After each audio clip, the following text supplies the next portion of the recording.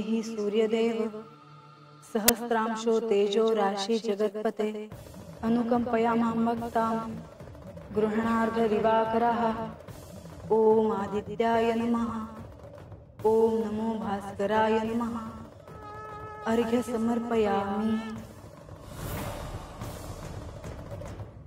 प्रणाम देवी। माझ्या आणि बानूच्या वादामुळे हे गड सोडून गेले आहेत। त्याबद्दल मला कळाले आहे, परंतु आपण केलेल्या घोषणेचा आज अखेरचा दिवस आहे, त्यामुळे अंतिम सत्य काय आहे हे आपल्याला आज शोधून काढावेच लागेल। हो, मला ठाऊक आहे, त्या दिशेने निश्चितच काहीतरी घडेल याची मला खात्री आहे। सूर्यदेव, हे कुठे आहे त्याची तुम्हाला कल्पना असेलच।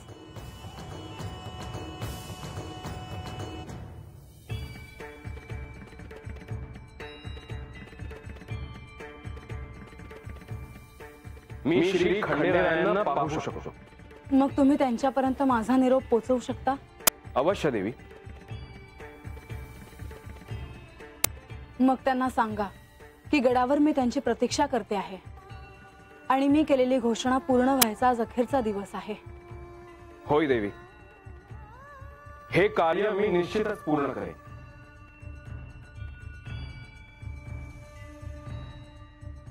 आज्ञा असावी।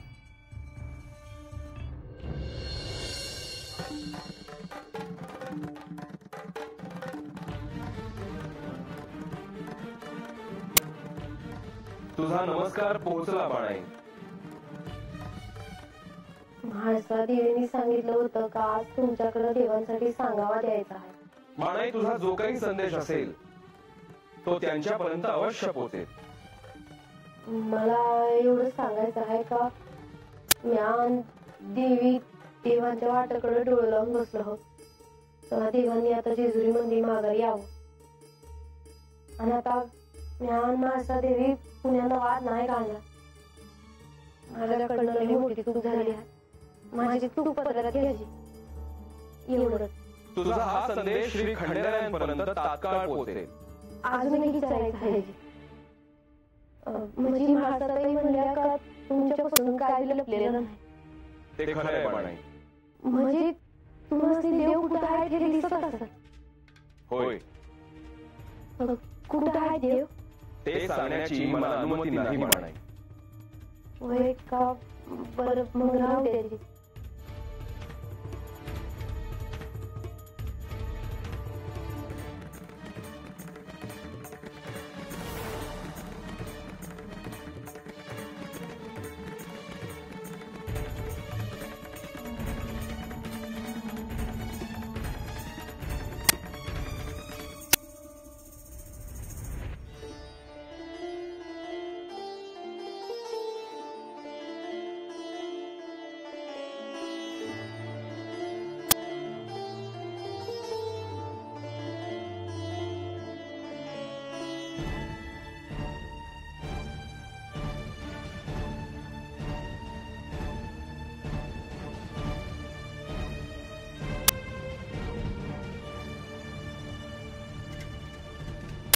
श्री गणेश, महासा देवींनी घोषणा केली होती की एका मासात त्या गतजन्मात कोण होत्या हे जाणून घेतले।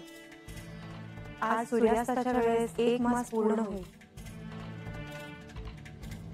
त्या सत्याच्या अगदी जवळ आहे। केवळ एक शेवटचा प्रयत्न करण्याची आवश्यकता आहे, त्यांना स्मरण करून देण्यासाठी। आणि आता आपण ठरवल्याप्रमाणे पुढाकार घ्या। हो देवी, मातेला स्मरण करून देण्यासाठी मी शक्तिपाताचा उपाय करणार आहे आणि त्यासाठी देवांची अनुमती मिळाली आहे। सगळे योग अगदी उत्तम जुळून आले आहेत। आज श्री खंडेराय देखील गडावर परत येतील असे वाटते। महासांना त्या पार्वती आहेत हे कळलं आणि त्याच वेळेस श्री खंडेरायांनी जेजुरीत परत येणं यासारखा उत्तम योग नाही। हो, परंतु त्यासाठी आपण जे प्रयत्न करणार आहोत ते अगदी योग्य दिशेने जायला हवेत। त्यात कोणतीही उणीव राहता कामा नये, अन्यथा अनपेक्षित असे काहीतरी घडेल। असे कोणतेही विघ्न मी येऊन देणार नाही. तुम्ही विघ्नहर्ता आहात, त्यामुळे सर्व काही शुभ घडेल यात शंका नाही. परंतु मला एक सुचवायचे होते. बोलावे देवी. आपण म्हाळसाला सत्य समजण्यासाठी जे सांगणार आहोत ते अत्यंत गुप्त ज्ञान आहे. त्यांना सत्याचा बोध त्यातूनच होणार आहे. अशा वेळी बांधूला देखील ती गतजन्मात जयाद्री होती हे कळावं. असं काय करणे आवश्यक आहे? नारद मुनी बांधूचे गुरु आहे, त्यामुळे आज त्यांनी तिला देखील गतजन्माविषयी कळावं यासाठी एक शेवटचा प्रयत्न करून पाहावा. हे उत्तमच आहे, कारण दोघींनाही सत्य कळण्यासाठी समान प्रयत्न केले याचे समाधान तरी मिळेल.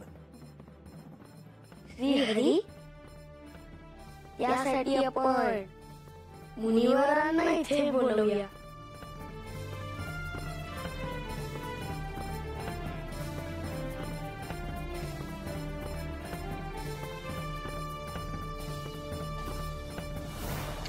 नारायण नारायण.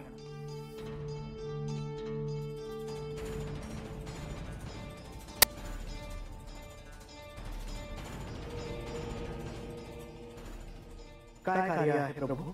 मुनिवर, बाळाईला तिच्या मूळ रूपाविषयी कळण्यासाठी अत्यंत प्रभावी असे उपाय करायचे आहेत.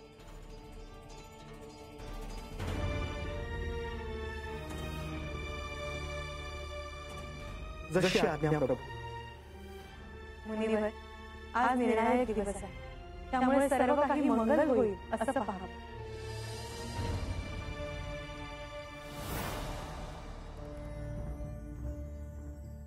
हे श्री मार्तंड भैरवा, हे श्री कृपावत्सला, हे साम सदाशिवा, आपण माझा हा प्रणाम स्वीकार करावा प्रभू.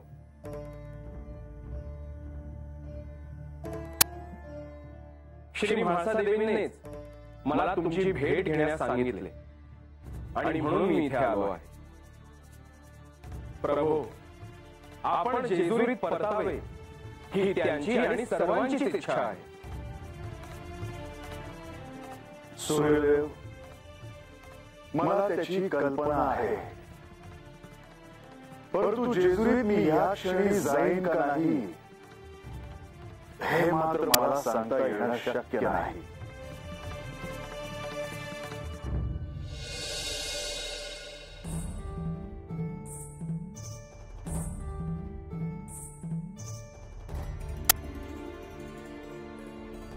आपल्या सगळ्यांची इथेच भेट झाली ते बरं झालं.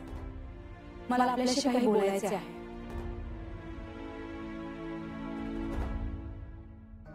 मी सूर्यदेवांकडून यांना निरोप पाठवला आहे आणि यांनी जेजुरीत यावं म्हणून प्रार्थना केली आहे.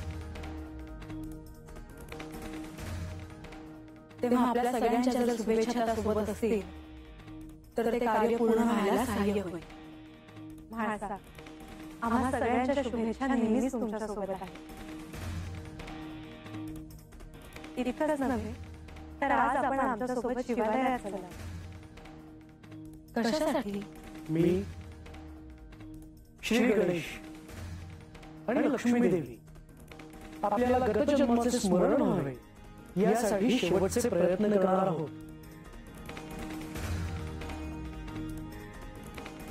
हो, मला कळलं. मी घोषणा करून आज 1 मास पूर्ण होईल.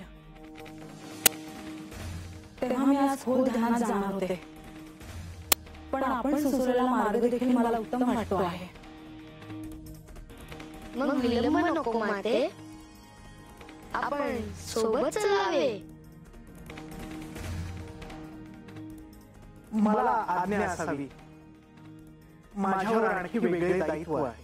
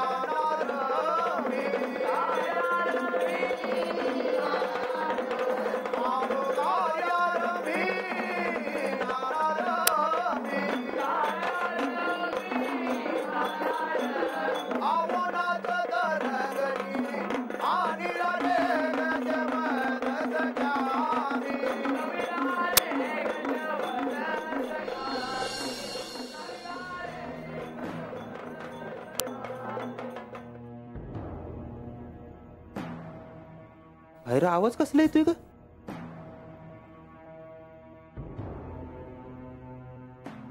ए आय ए ती माणसं यायला लागलेत वाड्याकडे आपल्या. ते खरं का? ए हा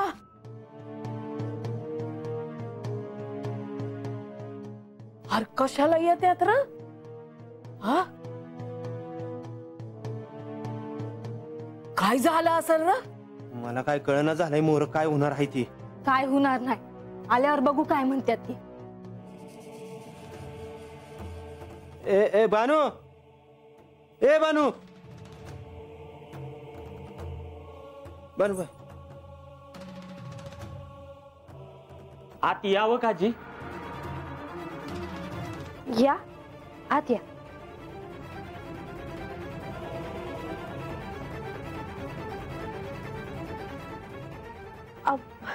अहो ही काय करतायसा? माझ्या पाया पडू नका जी. राहू द्या जी, तुम्ही आमच्या देवाची बायको आहे जी, आम्हासनी पाया पडू द्या जी. नाही अहो हातनं गडाच्या पाया पडलं म्हणजे झालं. हे तुमचा मोठेपणा आहे जी. बरं तुम्ही आज हाता आला हायसा समजे रंग्या. अरे त्यांच्यासाठी घोंगडा हात तर. गंगे पाणी घेवाय समध्यांसाठी. नग नग आमासनी काय बी नग. बरं कसं काय येणे केलं तुम्ही?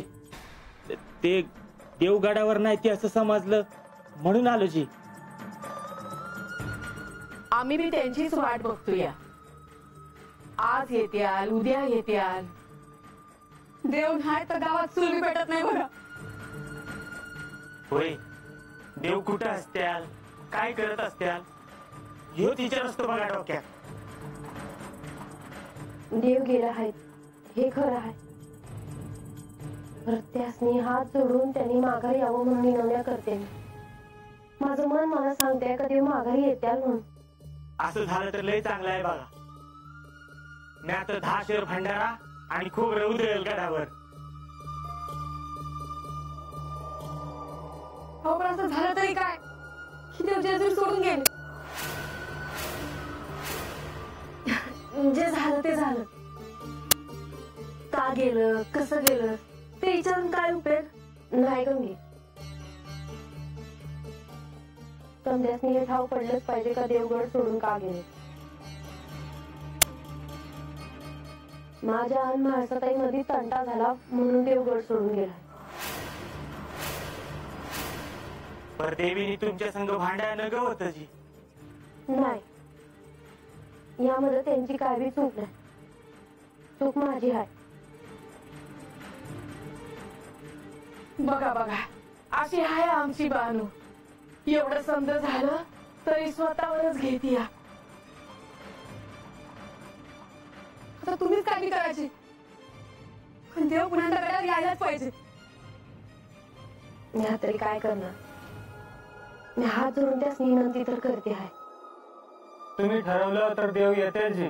होय नाही देव येत्याल काळजी करायचं नाही. हा बानूनी सुरदेवासनी सांगितलंय सांगावं द्यायला. हा देव येत्याल. सुरव देव हा मग सदानंदाचा येळकोट नारायण नारायण.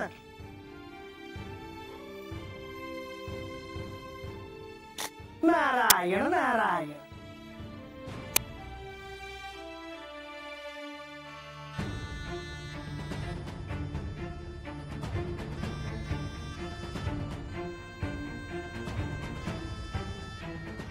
तुम्ही आज सगळे इथे आला आहात बरे वाटले. महाराज आता तुम्हीच काहीतरी करा आणि देवासनी परत बोलवा जी. मी पामर कोण त्यांना बोलवणार. तिथे प्रत्यक्ष त्यांची परमभक्त त्यांची पत्नी असताना तिच्याशिवाय हे कार्य कोण करणार. होय होय होय होय. माझे इथे येण्याचे प्रयोजन वेगळे आहे. आज तुम्हीही इथे आला आहात तर आज मी जे कथन करणार आहे त्याचा आपण लाभ घेऊ शकता. म्हणजे तुम्ही आता आख्यान सांगणार का काय? अगदी तसंच काहीसं समज. बानूला तिचा गतजन्म आठवावा म्हणून मी एक अंतिम प्रयत्न करणार आहे. सदानंदाचा येळकोट येळकोट. पर आत्ता महाराज यापेक्षा योग्य वेळ ती काय असणार बानू? नारायण नारायण.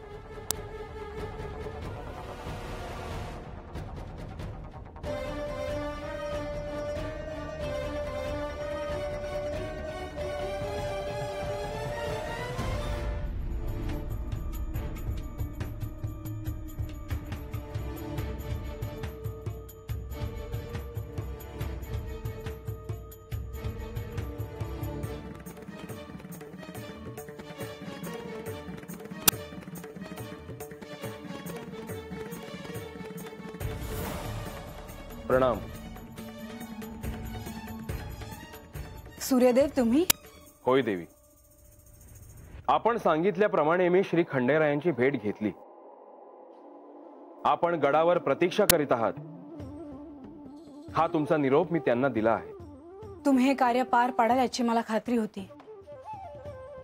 सूर्यदेव, तुमची आणि श्री खंडेरायांची भेट झाली तेव्हा श्री खंडेरायांनी तुम्हाला काही निरोप दिला आहे का? म्हणजे ते कधी येणार आहेत या संदर्भात?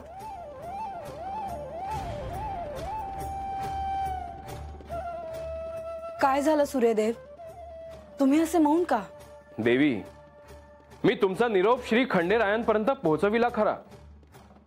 ते गडावर कधी परत येतील हे सांगता येणे कठीण आहे.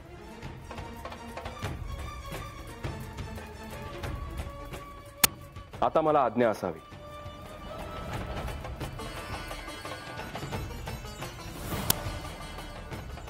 भासा, आपण जे कार्य करण्यासाठी निघालो आहोत ते आपण करूया. श्री खंडेराय गडावर परत येतील याची मला खात्री आहे. देवी, आपण पुढे व्हावं. मी एक कार्य संपन्न करून येतो. हो.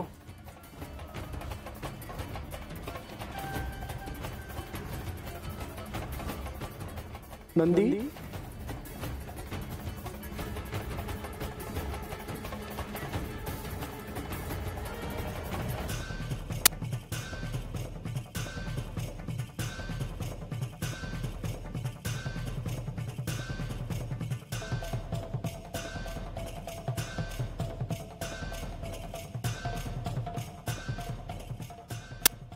नंदी, तू श्री खंडेरायांचे वाहन आहेस.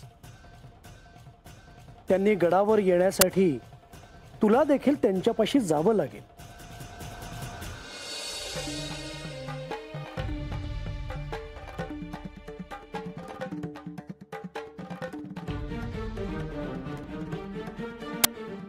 गणोबा, राघोबा, तुमच्यावर एक महत्वाचं कार्य सोपवायचं आहे.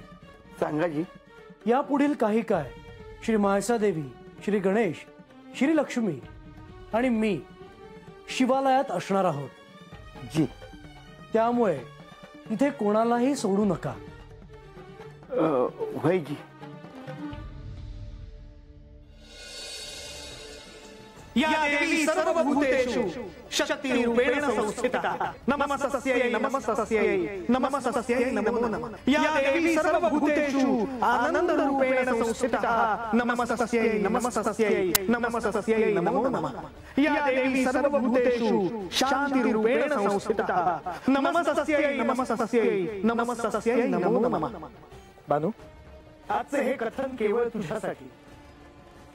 एका झाडाचे पान जितके सहजगत्या गळते तितकीच सहज ही घटना घडू शकते आत्मज्ञानाची. बानू, आजवर तुझ्यासाठी जे प्रयत्न केले त्याच संचितावर तुला सत्य कळावे यासाठी हा प्रपंच. महाराज, आजवर तुम्हीच मला वाट दावत आहात. तुमच्या पायीच माझी देवांची गाठ भेट झाली. बानू, मी केवळ निमित्त मात्र. तर तरी बी आज सांगते महाराज, त्या जीवाचं काम करून ऐकत. आणि म्हणूनच तू इथवर कशी पोहोचलीस त्या यात्रेचे स्मरण कर. चंदनपुरीच्या अरण्यात मेंढपाळ असणाऱ्या एका व्यक्तीला एका लहान बालकाच्या रडण्याचा आवाज आला.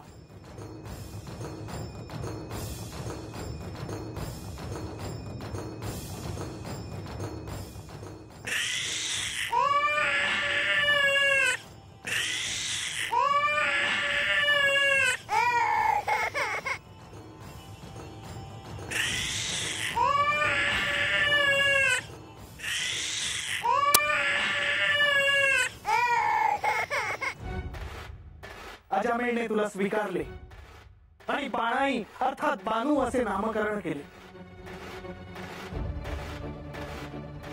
एका मेंढपाळाची कन्या असून सुद्धा तुला शिवभक्तीचे वेड होते.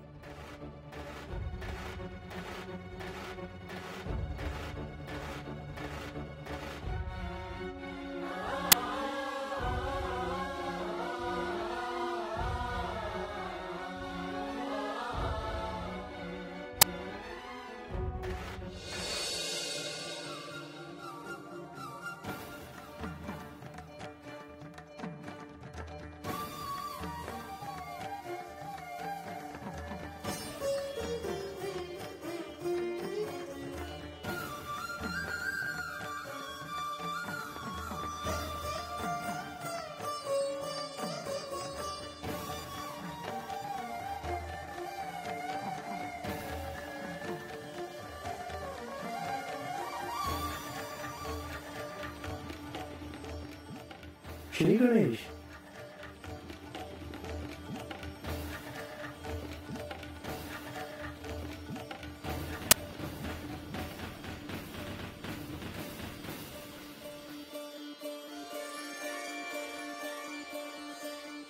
श्री हरी, लक्ष्मी देवी, माते. गणेश, मला तू सहाय्य करणार आहेस म्हणून शिवालयात यायला सांगितलंस, पण मला अजूनही ध्यानात आलं नाही की तू मला कसं सहाय्य करणार आहेस.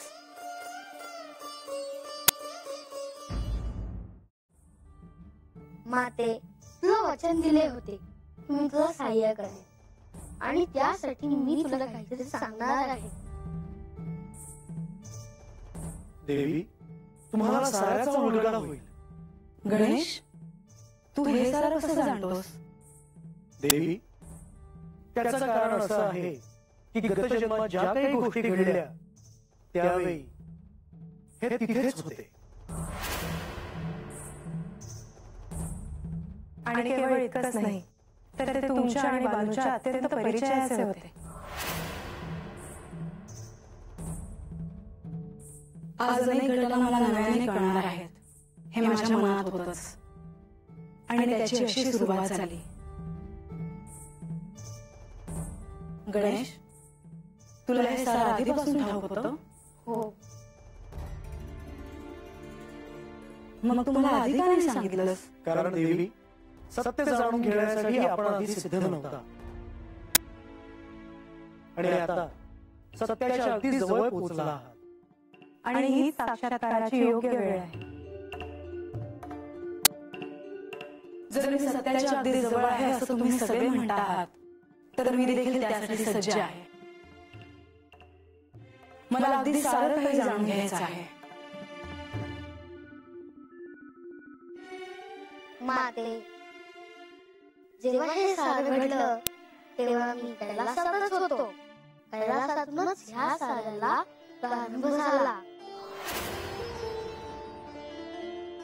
म्हाळसा, कैलासात तुमची अगदी जवळची अशी एक सखी होती, तुम्हाला अत्यंत प्रिय अशी.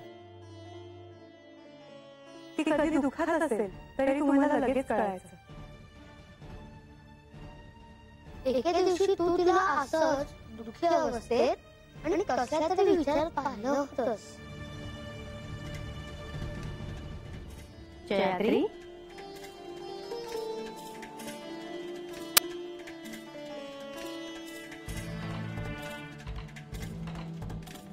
काय ग, अशी का बसली होतीस विचार करीत, तेही अशी एकांतात? कसलाच नाही. जयाद्री, तू माझी प्रिय सखी आहेस, त्यामुळे तुझ्या मनात कसली तरी चिंता आहे हे मी जाणते. नाही, आपणास वाटे तशी कोणती चिंतेची बाब माझ्या मनात नाही. पण तुझ्या मनातील इच्छा पूर्ण होणार हे आश्वासन मी तुला देते. त्यामुळे तू निर्धास्त हो. जयत्री, तुला चांगलंच माहितीये तुझं इच्छित मी अवश्य पूर्ण करेन. पण ते जर तुला असाध्य आहे असं वाटत असेल तर ते साध्य करण्यासाठी मी माझ्या हृदयनाथांना साक्षात महादेवांनाही ते सांगेन.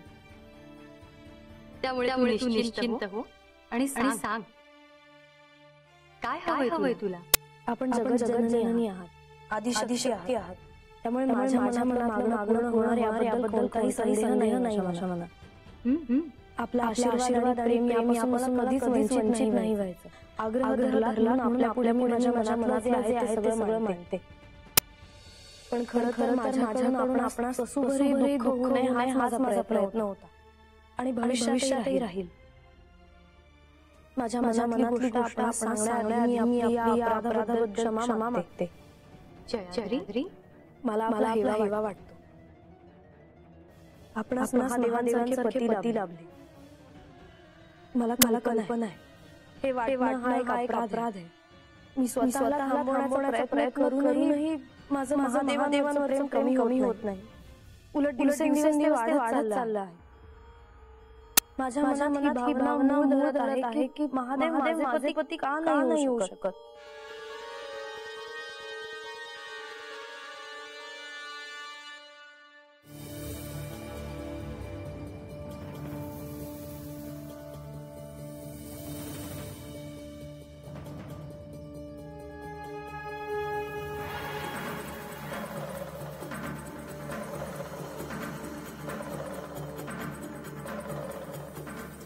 प्रभू, नंदी, तू माझा दास आहेस अशी भावना माझ्या मनात कधीच नव्हती.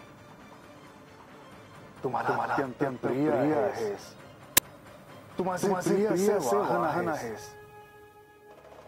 तेव्हा नंदी, मी तुला कधीही अंतर देणार नाही. प्रभू, यावेळेस आपण मलाच काय आपल्या सर्व प्रियजनांना सोडून दूर का निघून आलात. नंदी, ह्याचे कारण तुला देखील ठाऊक आहे. प्रभू, तुमच्याशिवाय सोन्याच्या जेजुरीला शोभा नाही प्रभू. आपण पुन्हा जेजुरीला चलावे. नंदी, मी तुझी भावना समजू शकतो. परंतु मी जेजुरीत पुन्हा कधी जाईन हे मात्र मला सांगता येणार नाही. परंतु प्रभू, हा तर देवींना साक्षात होण्याचा काळ आहे आणि आपण तिकडे गरजेचं आहे प्रभू. त्या खेरीज सर्व काही कळणार प्रभू. मी पुन्हा एकदा विनंती करतो. आपण जेजुरीला चलावं प्रभू. कोणाला प्रिय असावे याला काही कारण नाही. अनेक वर्षांचे ऋणानुबंध असल्याशिवाय ते शक्य नाही. श्री महादेवांशी तुझे असे ऋणानुबंध नाही तर तुझी आणि त्यांची आलीच नसते.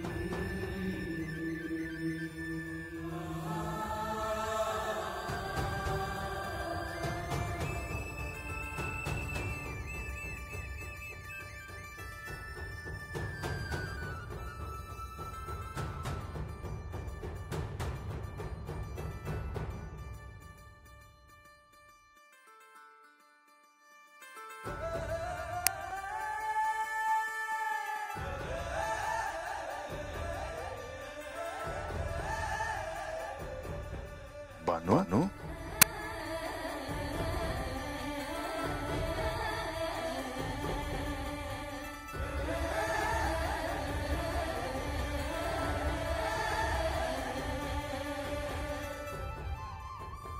जे ध्यानी हानी मनी होतं ते घडलं. ज्या देवाची मी पूजा करत होते ते देव मला भेटलं. आणि नुसतं भेटलंच नाही तर मला माझ्या भक्तीचं फळ बी दिलं. घरातल्या पिंडीवर व्हावा देवांचं तिसरा ध्यान करावं एवढीच इच्छा होती माझी. देवानं जीव लावला आयुष्य बदललं माझं. ज्याचं स्वप्न बघितलं नव्हतं ते सगळं घडलं.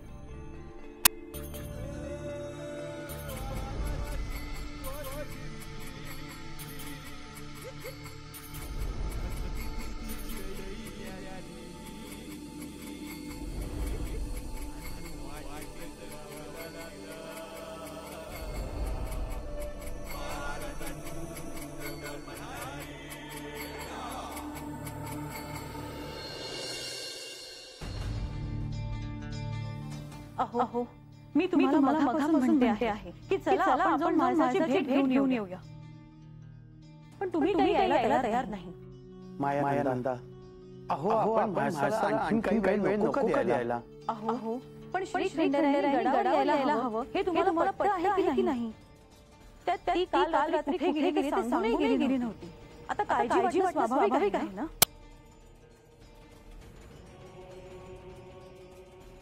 अक्का शिवालयाच्या आत देवी गणेश प्रधानजींसह लक्ष्मी देवी देखील आहेत. द्वार लावून घेतलंय. काय पण तुला सांगितलं हे? माझ्या कानावर आलं. माधवी तू तिथेच आसपास थांब आणि काही आवश्यकता भासली तर लगेच आम्हाला येऊन सांग. हो अहो अशा वेळी आपण तिथे जायचं इथे थांबलो आहोत. माणसाने जी घोषणा केली ती घोषणा पूर्ण होण्याचा आज अखेरचा दिवस आहे. हे माझ्या ध्यानातच नव्हतं. म्हणजे माणसाला सारे सत्य कळणार, तिला साक्षात होणार. म्हणजे माणसाला आज कळणार की ती साक्षात पार्वती देवीचा अवतार आहे ते कदाचित येणारी वेळच ठरवेल. आपण केवळ योग्य वेळेची प्रतीक्षा करूयात.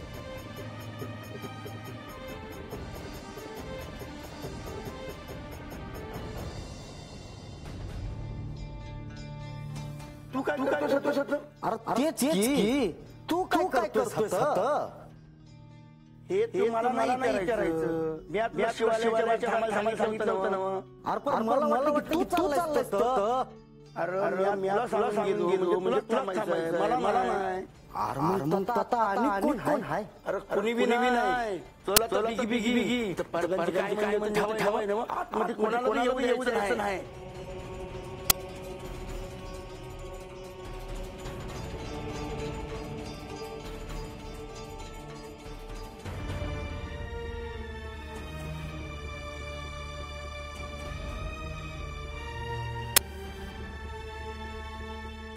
हे श्री मार्तंड भैरवा, आपण या कार्तिकेयाचा प्रणाम स्वीकार करावा.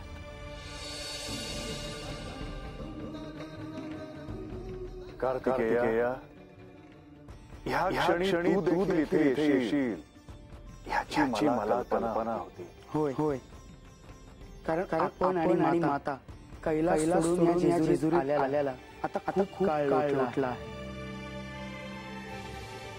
आपण आणि माता कैलासात नसाल तर त्या कैलासाला काय शोभा देवा. आजचा दिवस मातेला साक्षात होण्याचा दिवस आहे. या दिवशी जर मातेला सारं काही ठाऊक झालं तर तुम्ही पुन्हा कैलासात याल. म्हणून मला देखील असं वाटतंय की तुम्ही या क्षणी मातेसह आवश्यक आहे. तुम्ही तिथे असाल तर तिला क्षणार्धात सारं काही कळेल, साक्षात्कार होईल आणि आपण पुन्हा कैलासात एकत्र असू.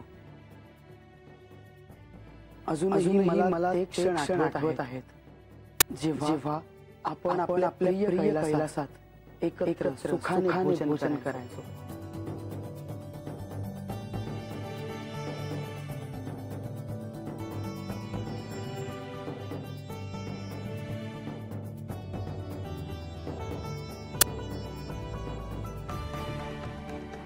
सगळ्यांनी भोजन सुरू करावे.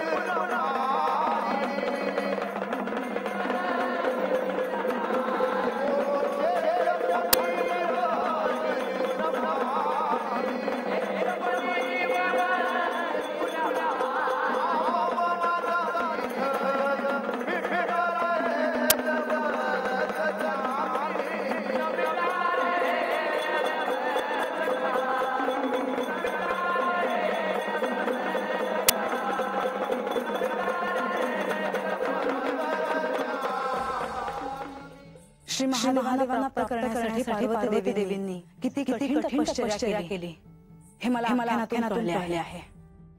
इतकी कठोर तपश्चर्या केल्यानंतर त्यांचा आणि श्री महादेवांचा विवाह झाला.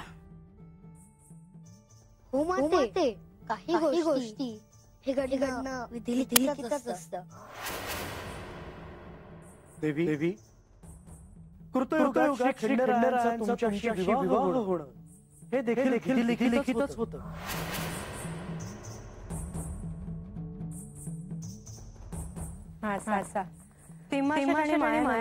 अपत्य नव्हतं. आपल्याला अपत्य व्हावं म्हणून श्री महादेवांची प्रार्थना करायचे. हे श्री महादेव, त्या भौतिक जगाच्या मोहमायेची मला कल्पना आहे, परंतु तरी देखील केवळ पत्नीच्या सुखासाठी मी आज प्रार्थना करीत आहे की मला माझ्या पत्नीला माता होण्याचे सौभाग्य आपण प्रदान करावे.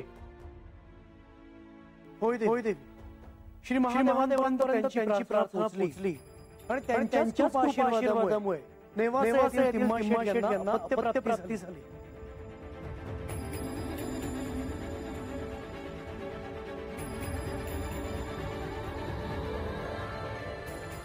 माळसा, तुम्ही श्री महादेवांच्या भक्त आहात. ते तुमचे आराध्य आहे. होय, माझा त्यांच्याशी विवाह व्हावा हीच माझी इच्छा होती.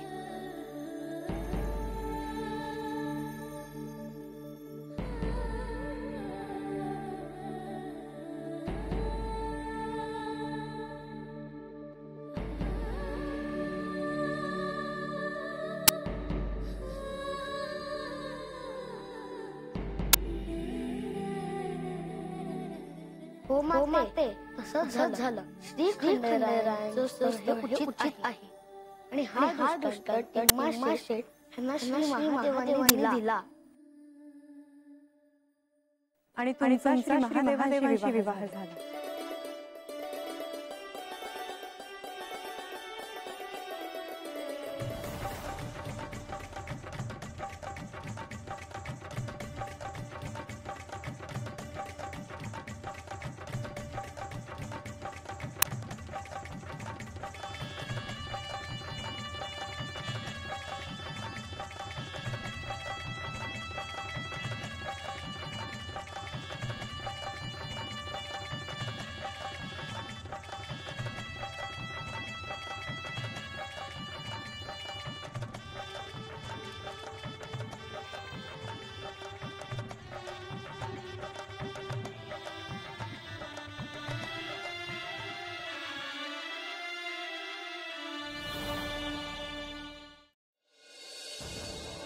आराध्याने भक्ताची इच्छा पूर्ण करावी इतपर मी समजू शकतो. परंतु इथे आराध्याने स्वतःच्या अर्धांगिनीसोबत सारीपाटाचा डाव मांडला. कशासाठी? तर आपल्या भक्ताला भेटण्यासाठी. आणि एवढेच नाही, डाव मांडला आणि स्वतःहून पराभव स्वीकारला.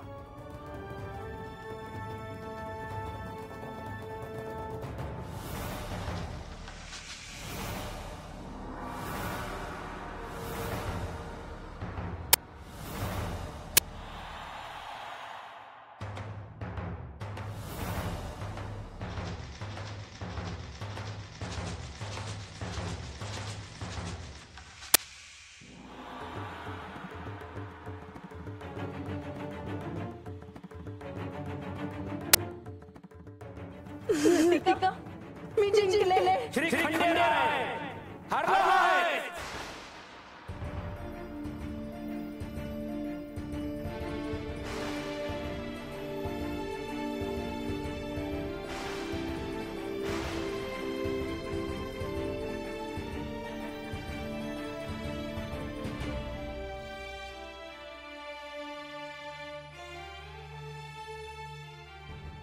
बानू तुझ्याकडे येण्यासाठी देवानी काय दिव्य केले याची तुला कल्पना नाही. का केले असेल देवानी असे? त्यामागे काहीतरी अर्थ असेलच ना. तू याचा का नाही विचार केला? तिथे गडावर श्री महादेवींनी दुःखाचा आकांत केला. श्री खंडेरायांना थांबवण्याचे निकराचे प्रयत्न केले. मी नाही जाणार तुम्हाला. मी किती प्रेम केलं तुमच्यावर. तुम्ही माझे आत्मन आहात. तुम्ही आराध्य आहात माझे. माझी भक्ती कुठे पडली का?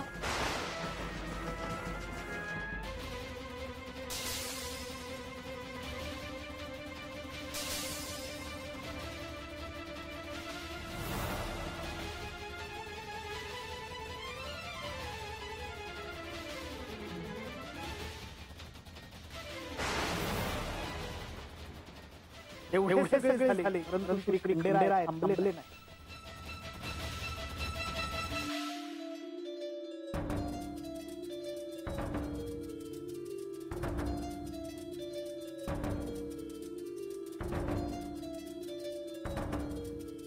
देवींनी पंचमहाभूतांना पाठवले परंतु साक्षात महादेव ते पुढे जात राहिले.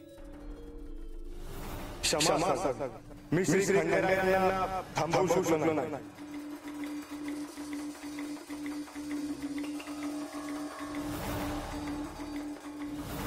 हे महादेवी, तुम्ही आज्ञा केल्याप्रमाणे श्री खंडेरायांना थांबवण्याचा खूप प्रयत्न केला, पण ते थांबले नाही.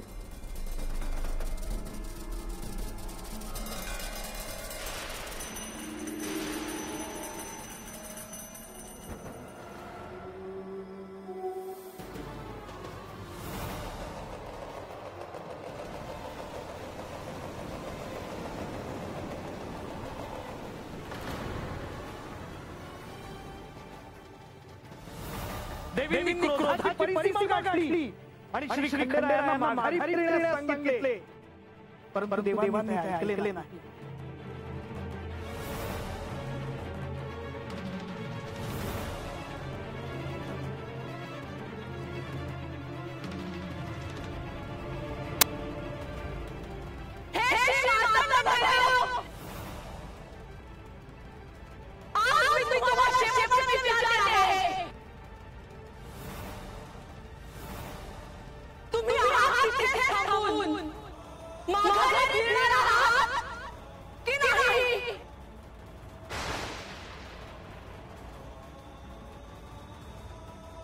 आणि श्री महादेवींनी श्री खंडेरायांना वृद्ध होण्याचा शाप दिला.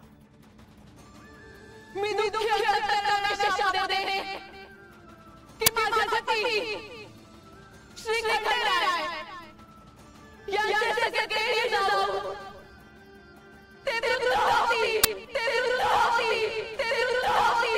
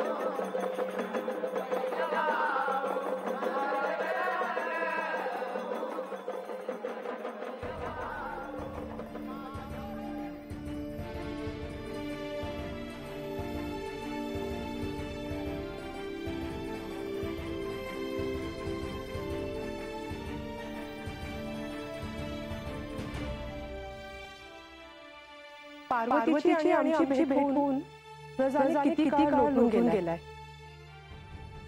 तुम्हाला प्राप्त करण्यासाठी तिने खडखड अशी साधना केली होती. होय राजन. पण आपणच आदिशक्ती आहोत हे कळण्यासाठी अखेर तिला आपलेच सहाय्य लाभले प्रभू. या जन्मी सुद्धा तुमचा आणि तिचा विवाह झाला, परंतु तरी सुद्धा तुमच्याकडून तिला विरह सहन करावा लागला हे सत्यच आहे प्रभू. तुम्ही सांगितल्याशिवाय तुमचे सहाय्य झाल्याशिवाय तिला सत्य कसे कळणार. पण खरोखरीच तुम्ही या क्षणी जेजुरीला असणं आवश्यक आहे प्रभू. तुम्ही पार्वतीला गंगेबद्दल सांगितलं होतं, तेव्हा देखील पार्वतीचा राग असा झाला होता. गंगा, तू माझ्या अनुमतीशिवाय माझ्या संस्कारात आलीस. एवढेच नव्हे तर तू माझ्या पतीवर प्रेम करतेस, माझ्या जगाला तू त्यांना भेटतेस. कोणत्याही व्यक्तीला हे सहन होणार नाही. तू हे स्थान अधर्माने मिळवलेले आहेस. गंगा, मी मागते तुला शाप दे की तू आज जितकी पवित्र आहेस तितकी कलियुगात मलिन होशील. अपवित्र होशील, अशुद्ध होशील. पण आपण तिला सांगितले, समजावले आणि तिने गंगेचा स्वीकारही केला. तसेच ती बाणूचा देखील स्वीकार करेल. जसा पार्वतीने गंगेचा स्वीकार केला होता तसाच या ऋतुयुगात म्हाळसेला देखील बाणूचा स्वीकार करावाच लागेल.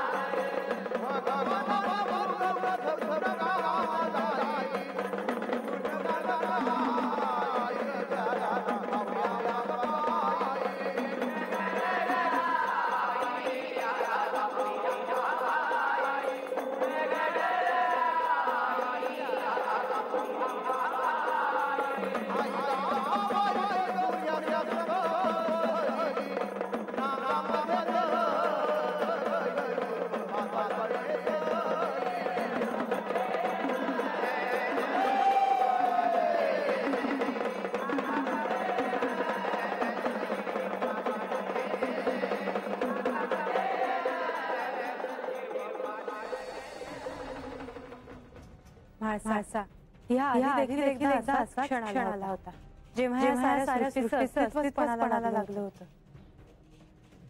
होय देवी, समुद्र मंथनाच्या वेळी अत्यंत विषारी असे हलाहल बाहेर पडले आणि त्यातून सृष्टीचा विनाश होतो की काय अशी चिंता सगळ्यांना वाटू लागली होती. हो माते, त्यावेळी श्री महादेवांनी ते संकट दूर केले आणि त्यांचे नाव नीलकंठ पडले.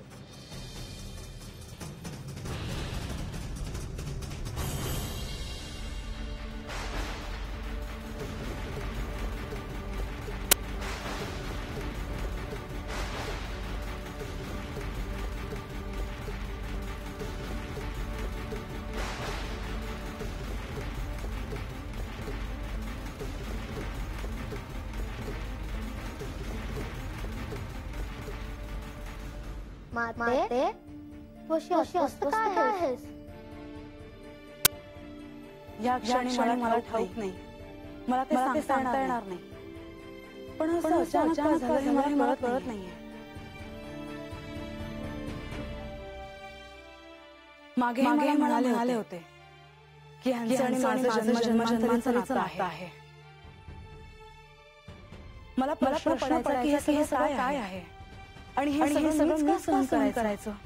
कारण देवी ही देखील एक वचनपूर्तताच आहे. कोणते वचनपूर्तता बंधू? कळेल देवी. आता अगदी अल्पावधीतच तुम्हाला ती गोष्ट कळेल.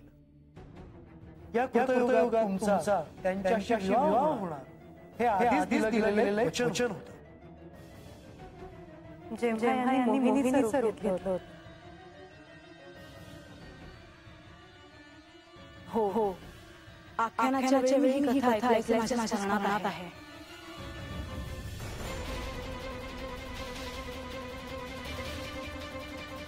मोहिनी, श्री विष्णू यांनी घेतलेले अद्भुत सुंदर अशा स्त्रीचे रूप.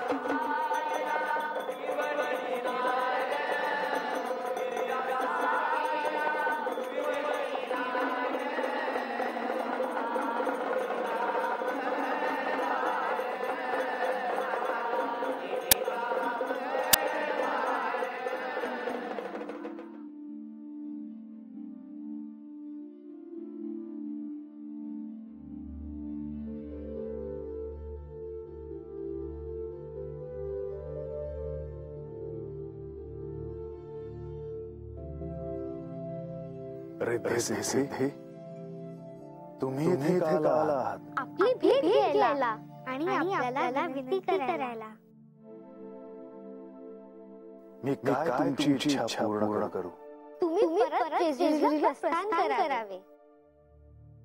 जेजुरी सगळे आपली प्रतीक्षा करत आहेत.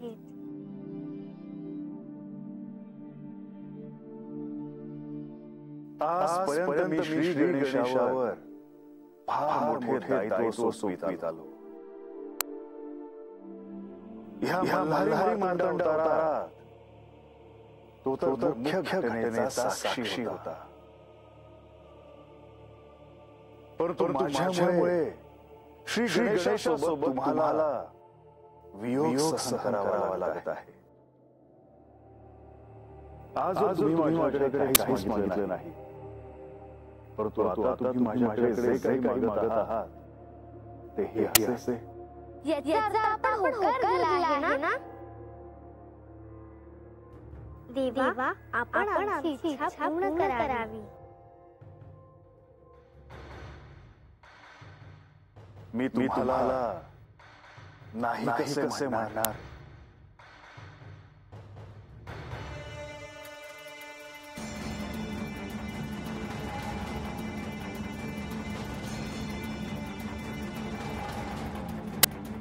मी आता माझे मौन ध्यान एकांत सोडत आहे.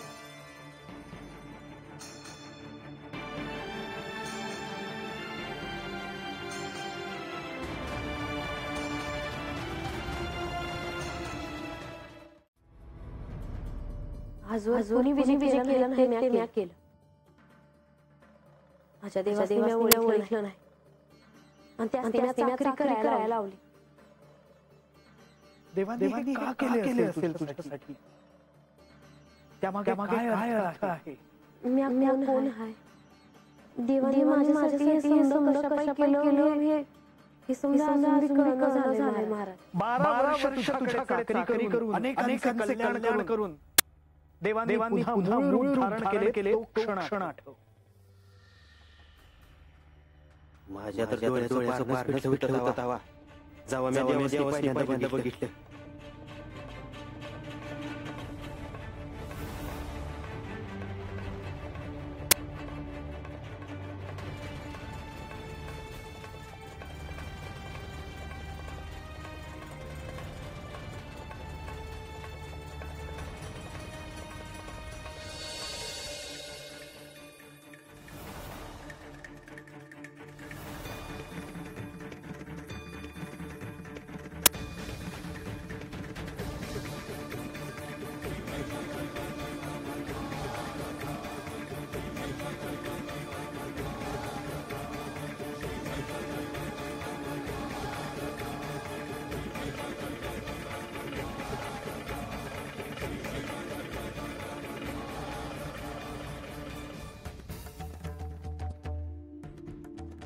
देवी थांबले नाही. त्यांनी तुला दिलेले वचन पूर्ण केले. तुझ्याशी विवाह केला आणि वचन हे या जन्मीचे नव्हते. श्री महादेवांच्या रूपात त्यांनी तुला दिले होते. याचे स्मरण मला का होत नाही बानू?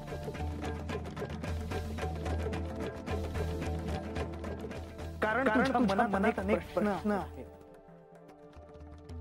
कुठेतरी सन्मान दुखावल्याची सल आहे तुझ्या मनात. कुठेतरी दुःख आहे. तुला पूर्ण स्वीकारलं नाही याचं. प्रत्यक्ष श्री खंडेरायांनी तुझा विवाह केला आहे. आणखी काय हवं तुला?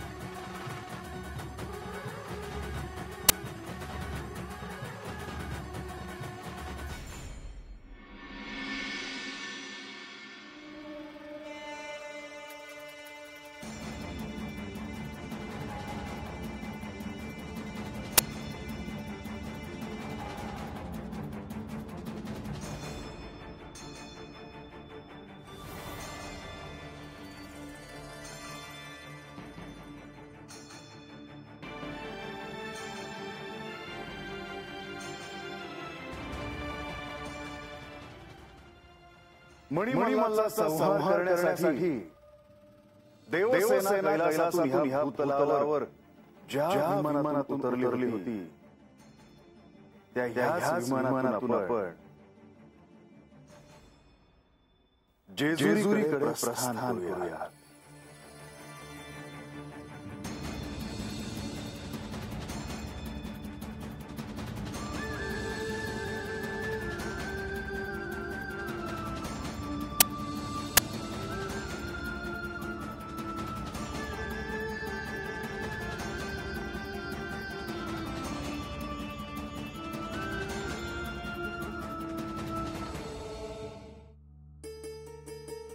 माते तू जेजूर देऊन काल लुटला पण तरी तुम्हाला ओळखलं नाहीस. गणेश अद्याप मला ठाऊक नाही की तू कोण आहेस, पण एक मात्र निश्चित की तू एक दिव्य बालक आहेस. मी जेव्हा तुला प्रथम पाहिलं होतं तसाच तू अजूनही आहेस. तू बालस्वरूपातच राहिलास. तुझ्यासाठी काळ थांबला आहे.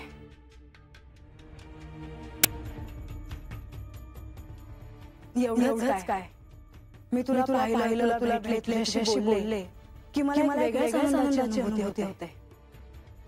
पण का ते समजत नाही. तुमच्या दडलेले मातृत्व आहे, ममत्व आहे, ते पूर्ण करण्यासाठी गणेश आले आहे. आता तो क्षण जवळ आला आहे. गणेशांनी त्यांच्या मूळ रूपाचं दर्शन तुम्हाला द्यावं, म्हणजे तुम्हाला सत्यापर्यंत पोहोचण्यास सहाय्य होईल. गणेश आता विलंब लावू नका. श्री महादेवींना तुमचं प्रत्यक्ष दर्शन घडू दे. हो प्रभू. माते मला श्री पार्वती देवीने जन्म दिला आणि ते कसा दिला ते मी तुला सांगतो.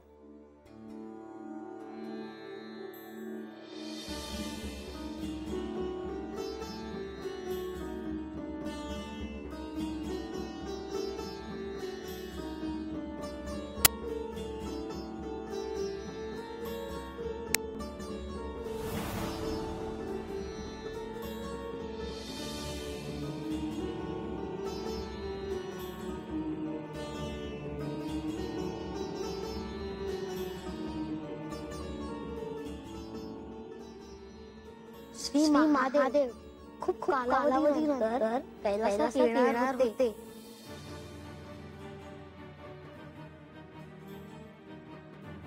विनायक, माझे एक काम करशील? आज्ञा करा माते. मी स्नान करण्यासाठी आज जात आहे. मी बाहेर येईपर्यंत कुणालाही आत येऊ द्यायचं नाही. मी असताना कोणी आत येऊ शकत नाही.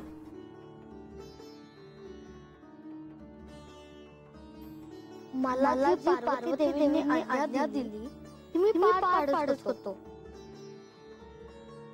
पण मी श्री महादेवांना अडवले. हे त्यांना पटले नाही.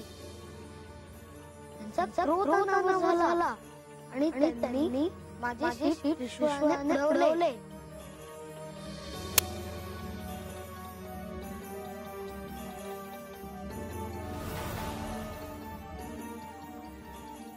बालका, मला पार्वतीला भेटायचं आहे, तेव्हा माझा मार्ग अडवू नको. मी तुमचा मार्ग अडवलेला नाही.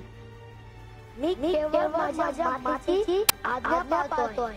बालका, माझ्या सहशक्तीचा अंत पाहू नको. मी माझ्या मातेची आज्ञा मोडणार नाही. मी तुम्हाला आत प्रवेश करून देणार नाही. काही झालं तरी. श्री पार्वती देवींनी न भूतो न भविष्यती असा आकार केला आणि श्री महादेवांना मला प्राण देणे हाक पडले. त्या श्री महादेवांनी नंदीला आज्ञा दिली, जो प्रथम प्राणी दिसेल त्याचे शिर घेऊन ये. नंदी गेला आणि हत्तीचे शिर घेऊन आला.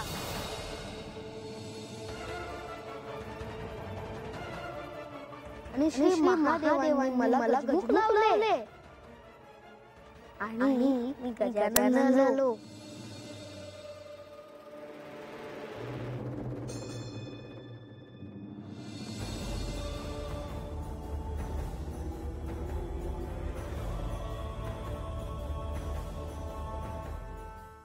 माते मीच गजानन, मीच एकदंत, मीच विनायक, मीच विघ्नहर्ता आणि मीच गणपती. आज स्मरण मिळून माझे मूळ रूप प्रकट आहे. मला देखील तुझा हा वियोग सहन होत नाही माते. माते आता तरी जागी हो.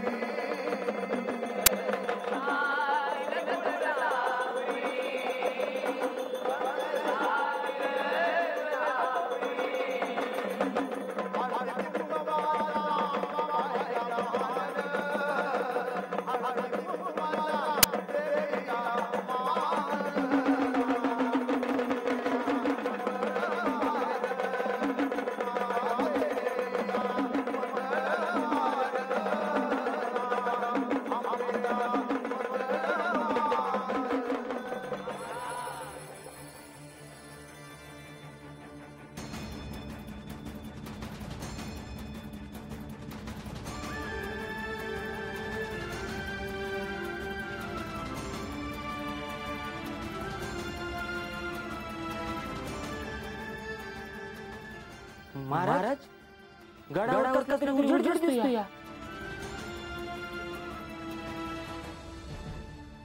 अद्भुत घटना घडते आहे. एका देवीचा गोंधळ मांडला आहे. तिला जागवलं जात आहे. बरं का घडतंय? काय चिमित मारायचा काय आला? गडावर जाण्यासाठी लोकांची रीग लागली. महाराज आम्ही जरा तिकडे जाऊन बघू का? नारायण नारायण.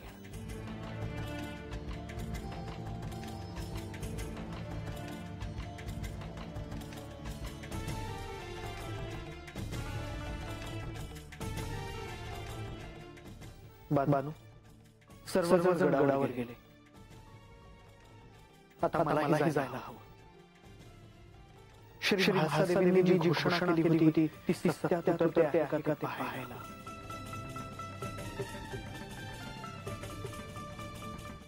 जी महाराज.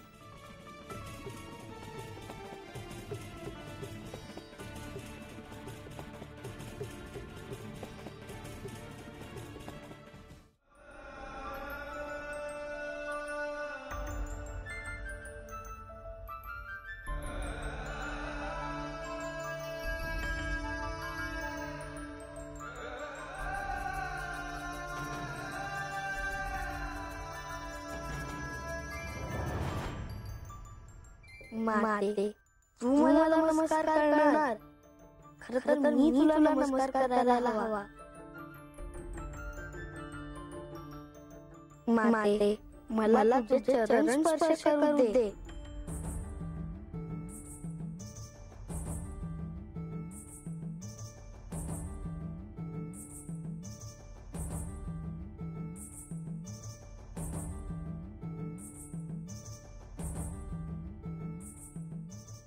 म्हाळसा श्री गणेश मल्हारी अवतारात असण्याचं एक विशेष कारण आहे.